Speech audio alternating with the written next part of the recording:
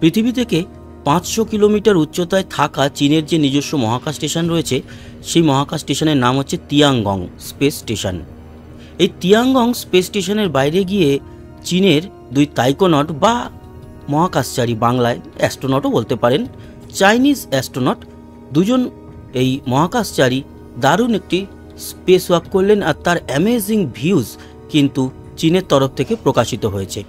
দুই মহাকাশচারী যারা মহাকাশ স্টেশনের বাইরে গিয়ে এই কাজটি করলেন, ওনারা হলেন ইয়ে গুয়াংফু এবং লি কং।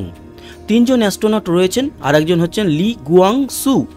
ইনি মহাকাশ স্টেশনের ভিতরে ছিলেন, সেখান থেকে কিন্তু দায়িত্বে ছিলেন এই দুজন মহাকাশচারীকে বাইরে পাঠানোর এবং আবার বহাল তবিয়তে ফিরিয়ে নিয়ে আসার। জুলাই মাসের 3 তারিখে এই স্পেস স্টেশনের রক্ষণাবেক্ষণের কাজে স্পেস ওয়াকটি পরিচালনা করেছে CNSA, China national space administration, এবং প্রোটেকশন ডিভাইসের যে এক্সট্রা ভেহিকুলার ইকুইপমেন্ট তা ইনস্টল করা হয়েছে বাইরে মহাকাশ স্টেশনের।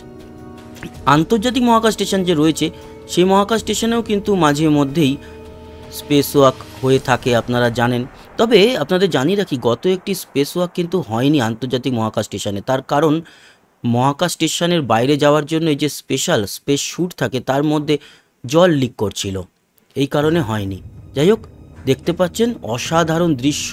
পৃথিবী থেকে 500 কিলোমিটার উচ্চতায়, আর পৃথিবীকেও দেখতে পাচ্ছিলেন। দুই মহাকাশচারীর মধ্যে একজনের দেখুন ব্লু স্ট্রিপ ড্রেস, আর একজনের দেখুন রেড স্ট্রিপ ড্রেস। রেড যিনি পরে থাকেন তিনি হচ্ছেন এই দুজনের মধ্যে লিডার, আর অন্যজন যিনি থাকেন তিনি অ্যাসিস্ট করেন। সে অসাধারণ দৃশ্য আপনাদের সামনে নিয়ে এলাম চীনের তরফ থেকে। এটি অসাধারণ কাজ কিন্তু তারা করে দেখালো। কেমন লাগলো জানাতে ভুলবেন না। সবাই ভালো থাকবেন, সুস্থ থাকবেন। মহাকাশ গবেষণামূলক ভিডিও নিয়ে আসতে থাকবো। ধন্যবাদ ভিডিওটা দেখার জন্য। টাটা।